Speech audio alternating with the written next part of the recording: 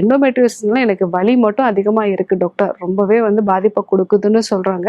நான் சொல்லக்கூடிய இந்த டீடாக்சிஃபிகேஷன் முதல்ல 7 நாள் எடுத்துக்கொள்ளக்கூடிய நெய் மருந்து சிகிச்சை, மாதவிடாய் காலங்கத்துல நம்ம கர்ப்பப்பையை கிளீன் பண்ணக்கூடிய ஸ்ட்ரீகேட் தைலம் வந்து டீடாக்சிஃபிகேஷன். இது கர்ப்பப்பையை டீடாக்ஸ் பண்ணக்கூடியது.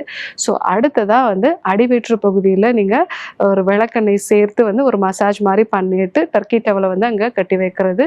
ஸோ இது கூட மஞ்சள், மிளகு, தேங்காய் எண்ணெயோ இல்ல நெய் சேர்ந்த ஒரு மருந்துகளை வந்து எடுத்துக்கிறது. இந்த மாதிரி நீங்க ரெகுலரா ஒரு 3லேருந்து 6 மாசம் ஃபாலோ பண்ணீங்க அப்படின்னா வலிகள்ல நல்ல ஒரு மாற்றத்தை வந்து நீங்க பார்க்கலாம்.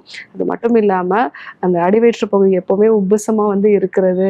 ஸோ பீரியட்ஸ் அப்படின்னாலே எனக்கு ஒரு பயமா இருக்கும் டாக்டர். இந்த மாதிரி இருக்கிற விஷயங்கள் எல்லாமே நல்லா வந்து ஒரு மாற்றத்தை வந்து பார்க்கலாம். உணவுல நிறைய எண்ணெயில பொரிச்ச உணவுகளையும் சிக்கன் மாதிரியான உணவுகளையும் தவிர்த்துறது நல்லது. ஏன்னா இதெல்லாம் இன்ஃப்ளமேஷனை அதிகப்படுத்துறது. ஸோ இந்த விஷயங்களெல்லாம் நீங்க தவிர்த்துட்டு ஹார்மோனல் டயட் சார்ட்டை ஃபாலோ பண்ணுங்க. நான் சொன்ன இந்த டீடாக்சிஃபிகேஷன் மெத்தட்ஸையும் ஃபாலோ பண்ணீங்க அப்படின்னா எண்டோமெட்ரியோசிஸ்ல நல்ல ஒரு மாற்றத்தை பார்க்கலாம்.